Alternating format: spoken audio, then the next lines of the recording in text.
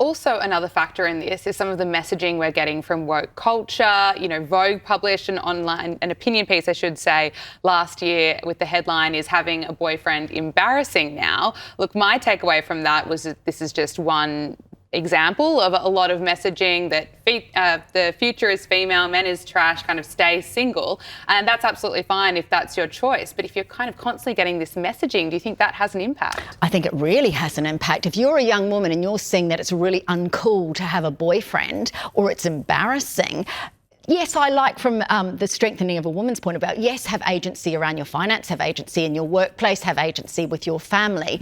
But there's a lot of women that actually do want to have children. And if they're getting the message that coupledom is somehow kind of old, boring, a bit kind of out of step, then that's going to actually impact on them treating their partners the right way, as well as showcasing their pride in having a partnership. Look, I'm all for everyone doing what they want in terms of their, in terms of whether they partner or not. But let's not discourage them purely because of the lens through which we're seeing it is somehow an embarrassment. It's not. It's actually, you know, partnership is one of them important psychologically and, you know, and physically. Our health is better if we're partnered. So I think we should be countering that as well. Yeah, we should be countering that narrative that just seems to be getting pushed, you know, so much. Let's move on to royal news, because there are, of course, now growing calls for the former Prince, Andrew Mountbatten Windsor's time as trade envoy to be investigated for possible corruption. This is after these newly released Epstein files accused the former Prince of forwarding government documents to Jeffrey Epstein.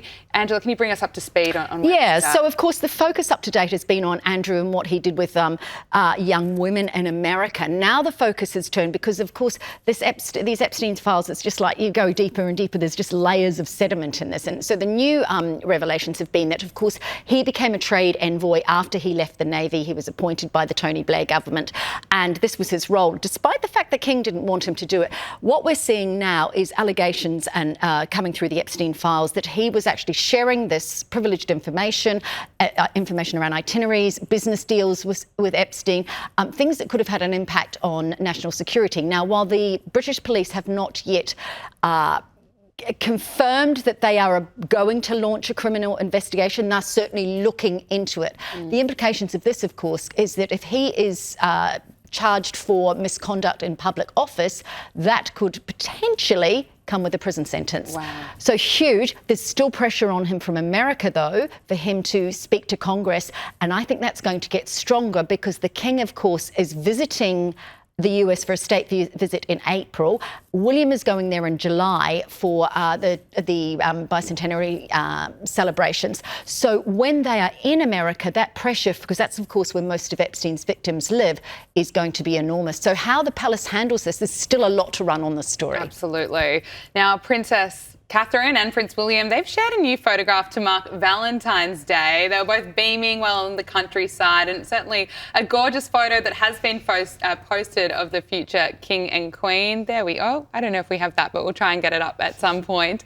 Also reports that they've never been closer and have become especially close after Princess Catherine's cancer diagnosis. I think this is very, the notion of them being close is really believable. And there's so many things around the royal family that isn't. The reason being that they have gone inwards. There is so much muck happening on the outside of the royal family. I mean, Prince William's just been in Saudi Arabia. He didn't get a lot of coverage for that because of the Andrew problem. What they have to do with their family is be incredibly solid and secure as a unit of 5 for the future of the monarchy. So in the past, we didn't see things like these Valentine's Day photographs, but now I think they're wanting to showcase how close they are, how important they are for the stability of the monarchy, how tight-knit their 3 children are. And so we're not going to see things that happened with William and Harry among their children. They're very much focusing.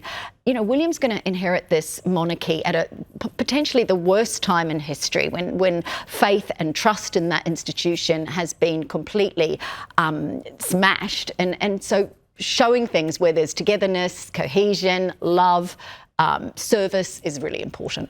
It's interesting because unlike the advice from Vogue about not putting your relationship on Instagram, the royals are doing it, and so are the Beckhams. Harper Beckham has said that her father, David, is her first and always Valentine's, as she posted tributes to her parents on Valentine's Day. David reposted the photo to Instagram, his Instagram story, saying, "I'm not crying, honestly." So Harper's the Beckham's youngest child.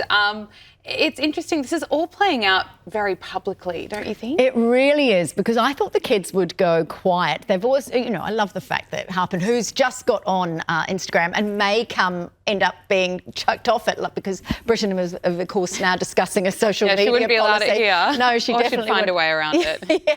But look, she's posting this, and she also posted pictures of her 3 brothers, including Brooklyn, and we know the fallout there.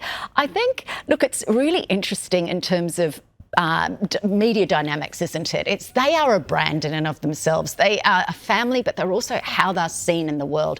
And I think, it's very much family first. The massive rupture with Brooklyn Beckham has so impacted on Victoria and David, not just as parents, but in the brand as the Beckham brand.